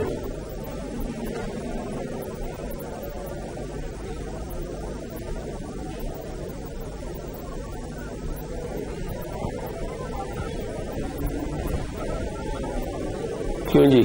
राशिद नाम है ना आपका? क्या ज़हन में आ रहा है? कुछ नहीं आ रहा? यही ये सोच रहे हैं कि प्रोजेक्ट का क्या बनेगा, फाइनल कैसा होगा। उसको छोड़ें, इस पे फोकस करें, जो इस वक्त प्रॉब्लम एट हैंड हो उस पे फोकस करें, बाकी चीजें खुद ही अपनी जगह बना लेंगी। बात समझ आ रही है कि मैं स्टोर वर्ड के केस में इस जगह से रीड करना चाहता हूं। लगा दे, कहाँ लगे? एक तो तरीका हो सकता है कि तीसरी रीड पोर्ट बना दे, आप ये कह रहे हैं। लेकिन अभी भी जब स्टोर वर्ड की इंस्ट्रक्शन आएगी तो ऑलरेडी दो रीड पोर्ट्स तो हैं, और स्टोर वर्ड के केस में ये वैसे तो यूज नहीं हो रही, तो हम तीसरी क्यों बनाए? हमें तो एक ये काम करेंगे जो राइट टेबल का हमने किया है, इस तरह जो डेस्टिनेशन है जो हमारा सोर्स बन जाएगा, तो इसको इन दोनों में से एक को जो है ना यहाँ पर एक मार्क्स लगा ले, यहाँ पर एक मार्क्स लगा दे जो कि या यहाँ से उठाता हो या यहाँ से उठाता हो। ठीक है, और इसकी सिलेक्ट लाइन हम बना लें, जब भी स्टोर वर्ड आए तो हम इधर से उठा लें और यहाँ से जो डाटा आता है वो लिखवा दें। सो हो सकता है कि हम यहाँ पे मल्टीप्लेक्सर लगा दें, और इसकी सिलेक्ट लाइन क्या बनेगी वैसे इस मार्क्स की? कंफ्यूजन है कि जिस तरह 20 है उसका बहुत ज्यादा लोड बढ़ता है, तो इसका भी वही बनेगा, इसका भी वही बना दे। तो 29 बिट जब 1 आएगी तो इसका मतलब है कि लोड या स्टोर में से कोई आ रहा है, तो लोड को तो ये चाहिए ही नहीं था। ठीक है, ये वाली साइड लोड तो सिर्फ उधर डेस्टिनेशन पर लिखवाना था, तो स्टोर को चाहिए था, तो स्टोर वाले केस में ही ऑटोमेटिकली सिलेक्ट हो जाएगा। तो हाँ, ये 29 बिल्कुल बिल्कुल ठीक है। तो ये सोर्स 1 की आउटपुट आई, ये मैंने वही वाली 29 बिट ऐड इधर डाल दी, और ये जो डाटा आउट 1 आया इसको क्या करूं? अच्छा, ओके, ठीक हो गया। अच्छा, यहां पर हम एक और चीज भी कर सकते थे जिससे इस मार्क्स की जरूरत ना रहती। हाँ, समझ ले यहां पर हम एक और चीज भी कर सकते थे जिससे ये मल्टीप्लेक्सर जो है ना ये अवॉइड हो जाता, जो इस पूरी एक्सरसाइज का एक और मकसद है कि जो क्या नहीं कर सकते, एक तीसरा मार्क्स लगा दें। दो बल्ब जो पहले से लगे हैं। नहीं, वो तो पहले से टाइट है ना, तो वायर्स को आपस में शॉर्ट तो नहीं कर सकते हम।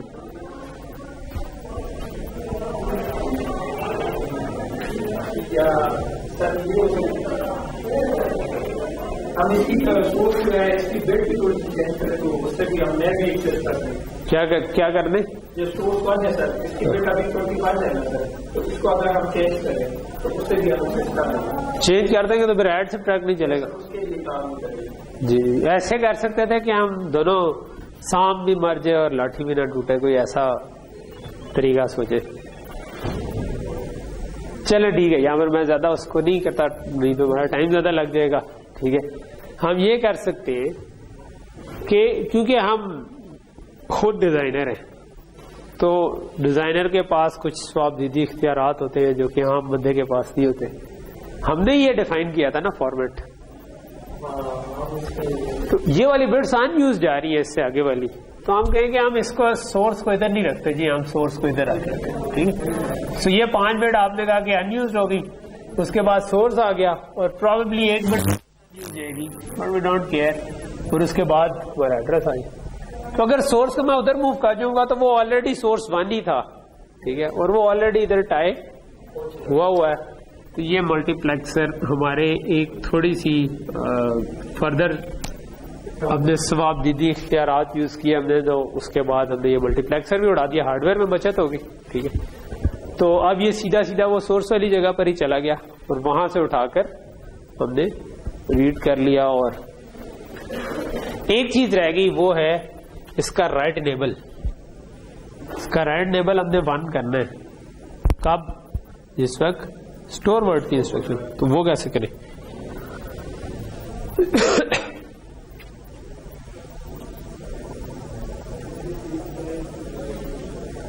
ये राइट इनेबल कब 1 होना चाहिए? सिर्फ और सिर्फ स्टोर वर्ड के केस में।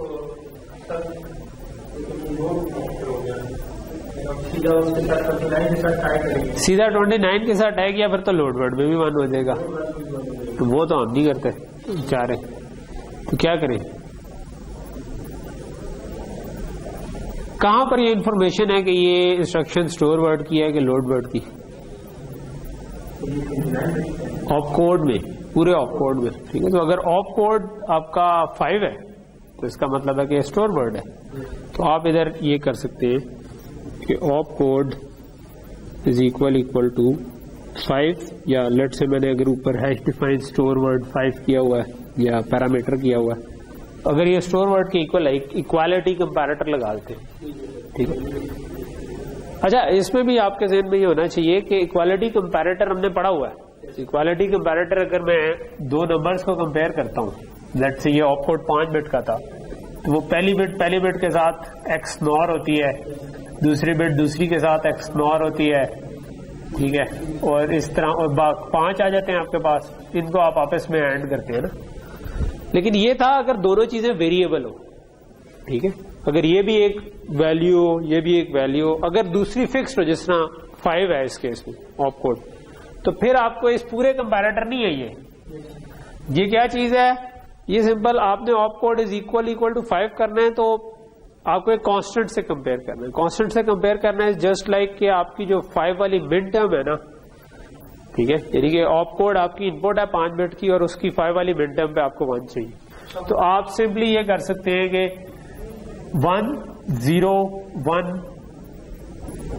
0 0 1 0 1 पर आपको 1 चाहिए, तो एक एंड गेट से आपको काम बनेगा। तो जब MSB 0 ऑप कोड की तीसरी बिट 1 हो, चौथी बिट 0, पांचवी बिट 1 हो, तो आपका एक काम है।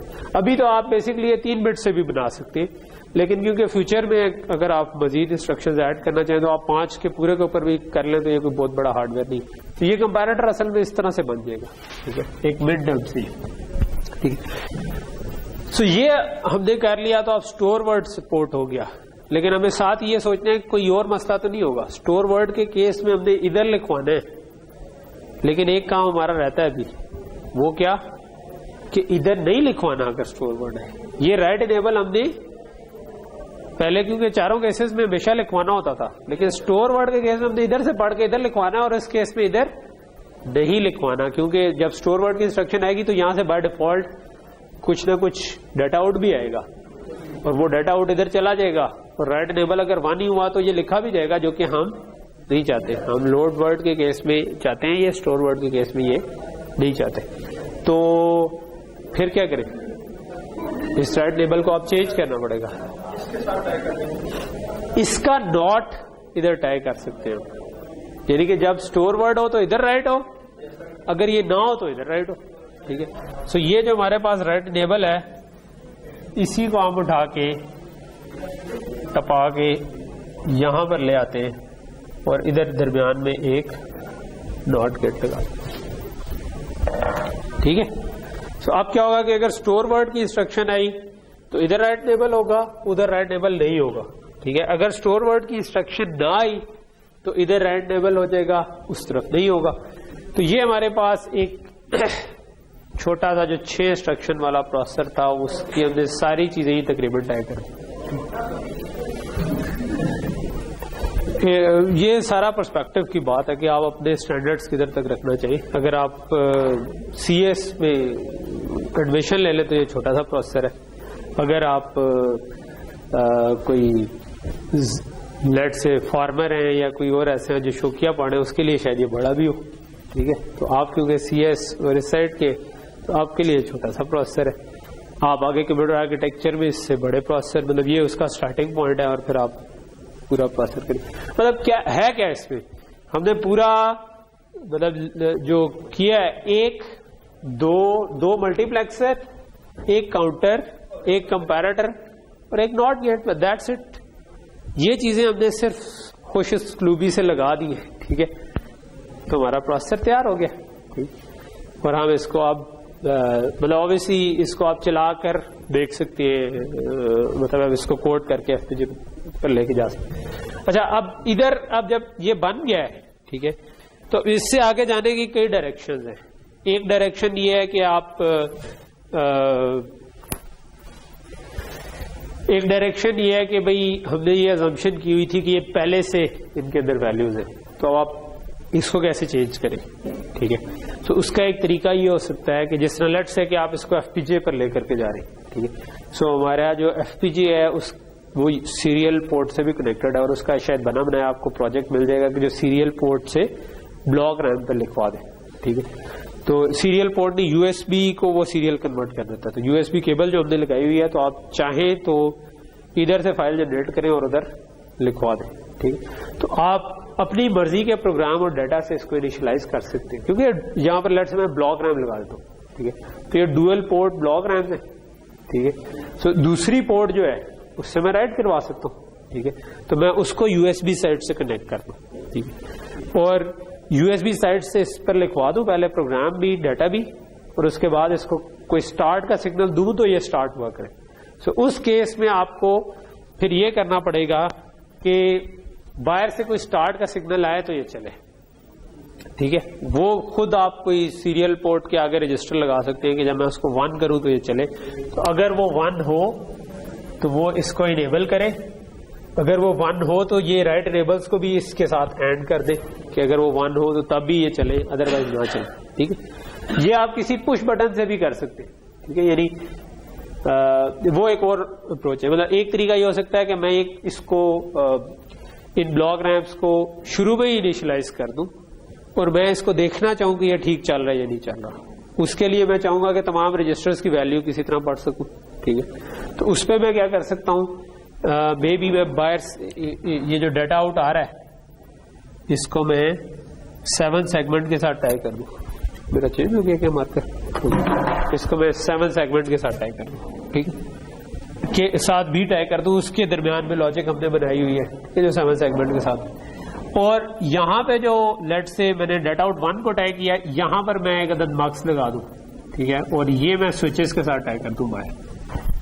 ठीक है, और इसकी सिलेक्ट लाइन जो 1 बिट की होगी वो भी मैं किसी एक स्विच 0 जो है ना उसको मैं कह दूं कि वो जब 0 होगा तो वो जो बाहर से मैं रजिस्टर पढ़ना चाह रहा हूँ वो जा रहा होगा, अदरवाइज वो बाय डिफॉल्ट ठीक ठीक चल रहा होगा। ठीक, तो मैं आप किसी भी रजिस्टर की वैल्यू किसी भी वक्त उधर ये जो बाकी के स्विचेस हैं, क्योंकि ये 5 स्विचेस लगेंगे इसमें ना 0 1 से लेकर 31 तक, तो मैं कोई भी रजिस्टर पढ़ सकता हूँ। ठीक है, और फिर आप ये इसमें ये चेंज करें कि आप इसको एक एक करके चला सकें, ठीक है, कि मतलब मैं एक दफा बटन प्रेस करूं तो ये एक इंस्ट्रक्शन आगे जाए, ठीक है। उसके लिए मैं इधर एक पुश बटन लगा सकता हूं, ठीक है, कि जब भी मैं प्रेस करूं तो ये एक इंस्ट्रक्शन आगे जाए। तो ये डेमो पर्पसेस के लिए आप इसमें ये चेंजेस कर सकते हैं। और जब आप, लेकिन मसला ये होता है कि आप एक दफा पुश बटन प्रेस करते हैं तो वो असल में तो वो कई मिली सेकेंड के लिए प्रेस हो जाता है ना, और उसमें बहुत सारे साइकिल गुजर जाते हैं। तो इसका तो वो आपके पास असल में एक बड़ा सा सिग्नल बनता है जिसको हम सिंगल साइकिल बना सकते हैं। कैसे?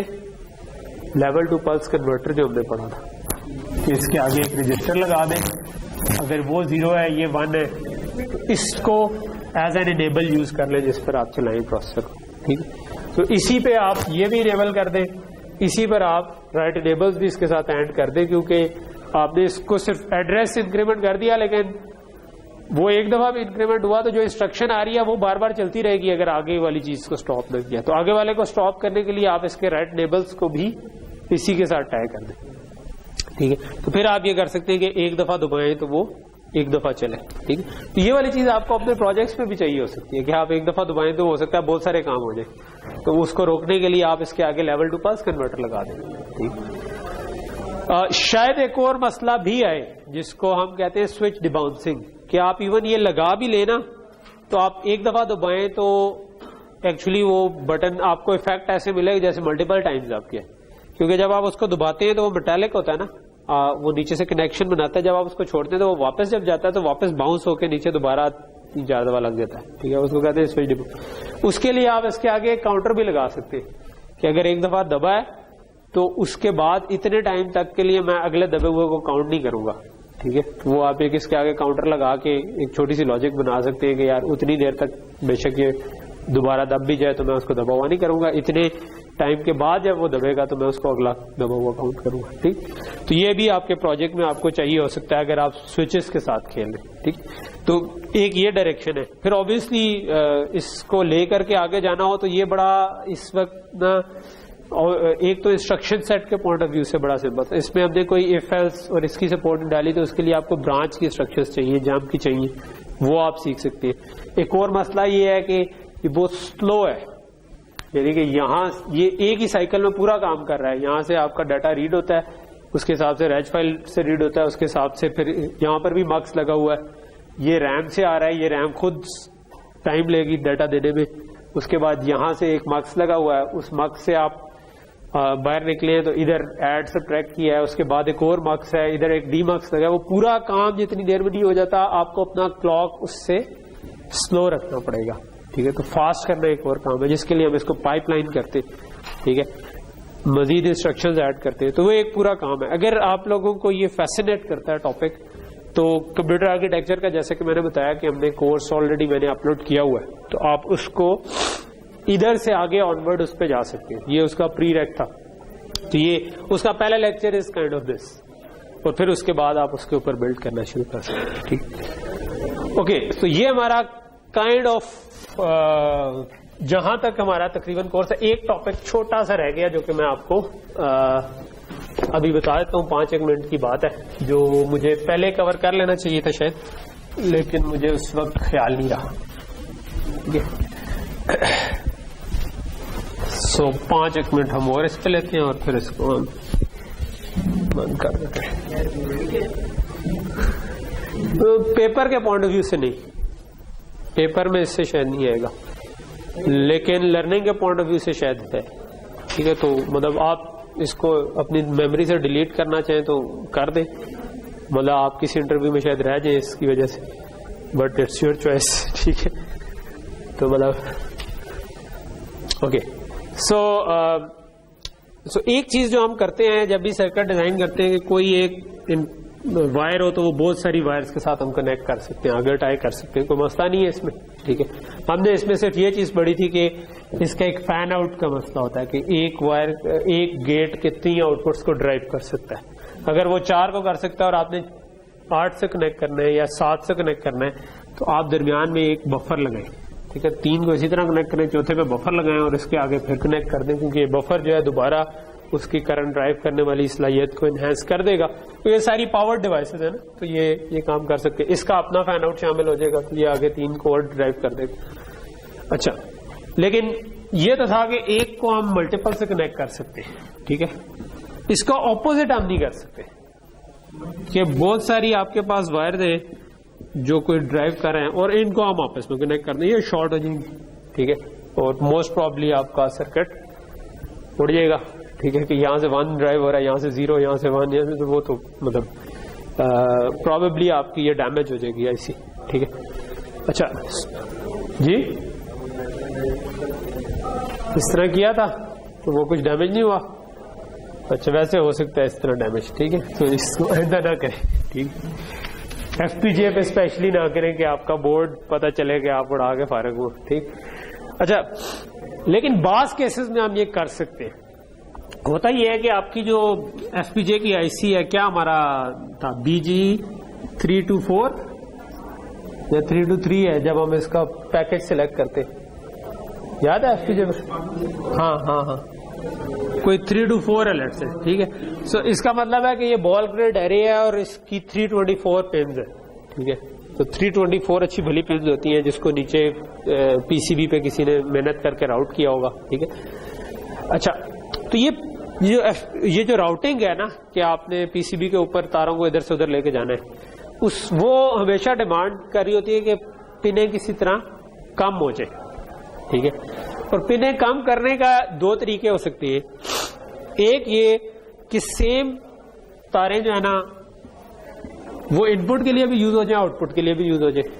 और एक चीज ये है कि मल्टीपल कंपोनेंट्स जो है ना वो सेम वायर्स के ऊपर ही कनेक्ट हो सके, ठीक है। सो इसीलिए जिस तरह अभी कुछ अर्से पहले तक एक होता था कि जिसको हम कहते थे PCI बस, ठीक है। अभी PCI एक्सप्रेस की स्लॉट आती है, पहले PCI बस होती थी, ठीक है। सो PCI बस में ना 32 वायर्स होती थी फॉर एड्रेस एंड डाटा, यानी एक ही लाइन पे एड्रेस भी चला जाता था, डाटा भी चला जाता था।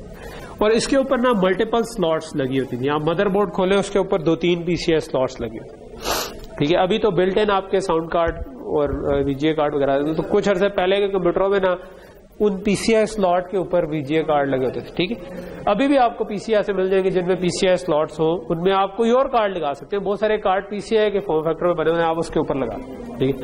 अच्छा, ये सारे जो आपके कार्ड्स है ना, इनके लिए अलग-अलग ये 32 बिट नहीं होती थी, ठीक है। ये सबके लिए कॉमन होती थी ताकि आपकी नंबर ऑफ वायर्स कम हो सके, ठीक है।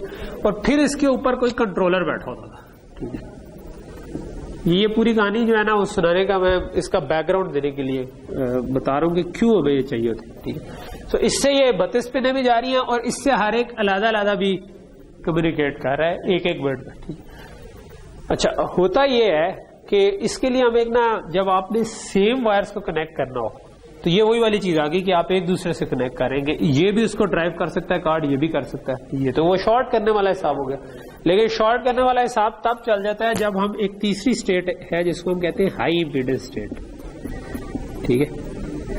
सो हम करते क्या है, हम कहते हैं कि यार ये वायर्स को आप आपस में कनेक्ट कर सकते हो, ठीक है, बट इनमें कोई एक ड्राइव कर रहा हो इसको, बाकी सारे हाई इम्पीडेंस में, ठीक है। सो हाई इम्पीडेंस का मतलब है कि अब ये डैमेज नहीं होंगे, ठीक है। यानी कि ये आपस में कनेक्टेड ही है, लेकिन इसको वेरिलॉग में हम ना Z लिख देते हैं, ठीक है। Z स्टेट इसको कहते हैं। क्या ये हाई इम्पीडेंस में है तो ये ड्राइव नहीं कर रहे, तो कार एक ही ड्राइव रहा है, तारे एक सारों की कनेक्टेड है आपस में। लेकिन क्योंकि ये हाई इम्पीडेंस में है तो अब ये जो भी बातचीत करनी है करता रहे, ये लोग हाई इम्पीडेंस में ये डैमेज नहीं होंगे, ठीक है। अगर इसने बात करनी है तो फिर ये हाई इम्पीडेंस में चला जाए और यहां से आप ड्राइव कर लें, ठीक कह सकते हैं किसी हद तक। लेकिन मतलब इसमें भी आपको रेस कंडीशन नहीं आती क्योंकि वो जरा सी कॉम्प्लेक्स है, वो काइंड ऑफ उसमें तो एक रिसोर्स के ऊपर बहुत से लोग लगे होते हैं ना, वो सॉफ्टवेयर में। इसमें आप कर क्या रहे होते हैं कि जिस तरह आप ये मल्टीपल कार्ड्स लगे हुए, तो ये कार्ड को अगर इस बस की एक्सेस चाहिए तो ये अपनी जो एक सेपरेट लाइन है उस पर कंट्रोलर को कहेगा कि मुझे इसकी एक्सेस चाहिए। कंट्रोलर इसको जवाब देगा कि हाँ तुम्हें एक्सेस मैं देता हूं। अगर इसको एक्सेस मिल जाएगी तो यह ड्राइव कर सकता है, ठीक है, अदरवाइज ये ड्राइव नहीं कर सकता, क्योंकि उसको एक्सेस ना मिलने का मतलब है कि एक्सेस इसके पास है या किसी और के पास है, तो किसी एक को वो एक्सेस देगा कंट्रोलर, और बाकी सारे हाई इम्पीडेंस स्टेट में। सो हार्डवेयर में आप क्या करते हो, हार्डवेयर में आप काइंड ऑफ कहते हो कि अगर आपके पास एक्सेस है ना, ठीक है, सो अगर एक्सेस आपके पास है तो आप इसको ड्राइव करते हैं, जो भी आपने ड्राइव करने से मतलब है जो भी इस पर लिखवाना है भेजना भेजना, ठीक। अगर नहीं है, एक्सेस नहीं मिलती, तो आप इस पर जी भेजते हैं। जी भेजने से हार्ड जो वेरिलॉग है वो खुद ही ये जब आप सिंथेसाइज करेंगे तो टूल समझ जाएगा कि आपने ये यहाँ पर जो हार्डवेयर बनाना है वो हाई इम्पीडेंस स्टेट सपोर्ट करने वाला हार्डवेयर बनाना है, तो वो उसको हाई इम्पीडेंस पे ले जाएगा, ठीक है। तो दिस इज परफेक्टली फाइन कि अगर आप उसको हाई इम्पीडेंस स्टेट में लेके जाएं और तब आप चीजों को जोड़ सकते हैं, ठीक है। दूसरा इसी का फायदा यह है कि ये तो दिया था कि मल्टीपल लोग सेम चीज को एक्सेस कर रहे थे, ठीक है। दूसरा ये भी हो सकता है कि आप सेम वायर को इनपुट के लिए भी यूज कर लें, आउटपुट के लिए भी यूज कर लें। तो पीसीआई में यही 32 बिट थी, इस पे आप डाटा भेजते भी थे, इस पे आप एड्रेस भी इसी पे भेजते थे, डाटा भी इसी पे भेजते थे, रिसीव भी इसी पे कर। रिसीव कैसे कर सकते हैं कि जब आपने ये जो आप वायर भेज रहे हैं यही आप रिसीव भी कर सकते हैं। जब आपने रिसीव करना है तो इसी पिन पे रिसीव कर रहे हैं, जब आपने इस पर भेजना है तब आप इसको जी से उठाकर रिसीव करना है तो इसको जी कर देते, ठीक है। तो जो बाहर से आ रहा है वो आपकी इनपुट होगी, ठीक है। अगर आपने ट्रांसमिट करना है तो फिर आप इसको ड्राइव करना शुरू कर देते हैं, लेकिन उससे पहले आपको एक्सेस चाहिए होती है, क्योंकि यू नीड सम प्रोटोकॉल जिसके बेस पे आपको, क्योंकि ज्यादा लोग ड्राइव कर रहे हैं ना, अगर एक वक्त में ज्यादा लोग ड्राइव करना शुरू कर देंगे तो स्टिल वो शॉर्ट होकर चीज डैमेज हो जाएगी, ठीक है। तो ये वो छोटा सा टॉपिक था जो कि मैं बताना चाह रहा था। एक छोटी सी बात जो मुझे भूल गई है कि मैंने क्या बतानी थी, हाई इम्पीडेंस। हाँ, हाई इम्पीडेंस इटसेल्फ जो है, हाई इम्पीडेंस में आप चीज को 1 भी कर सकते हैं, 0 भी कर सकते हैं, ठीक है। यानी कि मैं इसको हम पुल अप भी कर सकते हैं और पुल डाउन भी कर सकते हैं। पुल अप का मतलब है कि जो चीज हाई इम्पीडेंस में होगी ना उसकी तरफ से 1 जा रहा होगा, ठीक है, और पुल डाउन का मतलब है कि जो चीज हाई इम्पीडेंस में होगी उसकी तरफ से 0 जा रहा होगा, ठीक है। तो ये डिपेंडिंग ऑन किस तरीके से सर्किट डिजाइन हुआ है आपकी रिक्वायरमेंट हो सकती है। एफपीजीए के अंदर पुल अप करने पुल डाउन करने की सपोर्ट होती है आप हाई इम्पीडेंस। तो ये ज्यादातर जो हाई इम्पीडेंस वाली लॉजिक है ये हम आईओस के ऊपर करते हैं, ठीक है। यानी कि आपकी जो चिप है ना, आप इसको एफपीजीए के अंदर भी बना सकती हैं, लेकिन नॉर्मली हम इससे जो आईओस है ना उसके ऊपर हाई इम्पीडेंस वाला काम कर रहे होते हैं, क्योंकि पिने काम करने की रिक्वायरमेंट होती है ये चीज कि आप कम से कम पिनों पे कर सकें। आजकल वैसे ये हो गया है कि ये वाले पैरेलल स्टैंडर्ड, इसके बजाय आप पीसीआई एक्सप्रेस की छोटी सी स्लॉट आती है, ठीक है। वो एक्चुअली पिछले 10-12 सालों में एक चेंज आई है टेक्नोलॉजी में, वो ये आई है कि ये रियलाइज किया है कि यार अगर हम पैरेलल बहुत सारी बिट्स भेजे ना, ये पैरेलल क्यों भेजते थे, ताकि ज्यादा बिट्स इकट्ठी ट्रांसफर हो जाए, ठीक है। तो पहले जो बसेस होती थी वो पैरेलल में, लेट से मैंने 32 बिट भेज दी है तो वो जो मैंने 32 साइकिल में एक एक करके ट्रांसमिट करनी थी उससे बेहतर हो गया, ठीक। आजकल ये हो गया कि इसको हम कहते हैं डिफरेंशियल सिग्नलिंग, जिसमें आप ना एक बिट भेजनी हो तो उसके लिए 2 वायर्स रखते हैं, एक पॉजिटिव और एक नेगेटिव वोल्टेज उस पर डालते हैं, 0 या 1 भेजने वाला, ठीक। और उनपे आप ना, अगर आपने 32 बिट भेजनी है तो आप सीरियली ही भेज देते हैं, लेकिन वो ज्यादा स्पीड पे चली जाती है और ज्यादा डिस्टेंस तक भी चली जाती है, ठीक है। तो आजकल के जितने स्टैंडर्ड हैं, चाहे वो लैन है, चाहे वो पीसीआई एक्सप्रेस है, चाहे वो यूएसबी है, वो ज्यादातर सीरियल है, ठीक है। क्योंकि सीरियल पे ये चीज बाद में रियलाइज हुई कि सीरियल पे आपको ज्यादा डाटा रेट भी मिल जाते हैं और आप इट्स काइंड ऑफ कि आप एक ज्यादा लोगों को भेजना है तो बस में सवार करके भेजने इस किस्म की, तो वो पैरेलल में भेज दिया, ठीक है। और वो आप समझे कि बहुत सारी आपके पास वो है रेस कार्स हैं जो कि आप एक दूसरे के आगे पीछे भेज रहे हैं और वो ज्यादा स्पीड पर पहुंचा देती है। तो आजकल के ज्यादातर स्टैंडर्ड जो है वो इस तरह के नहीं है, वो पैरेलल बसों वाले नहीं है, वो सीरियल। उसमें फिर लेन्स होती है कि अगर आपने 8 पैरेलल में 8 लेन्स लगा दी जो सारी सीरियल ही है, ठीक है, तो वो मल्टीपल, वो काइंड ऑफ पैरेलल वाला काम ही कर देती है, ठीक। तो यहाँ पर हम अब रुकते हैं और नेक्स्ट क्लास में हम कोशिश करेंगे कि सिर्फ रिव्यू सा हो और मे बी साथ साथ कुछ एग्जाम क्वेश्चंस किस टाइप के आ सकते हैं वो हम डिस्कस कर लेंगे।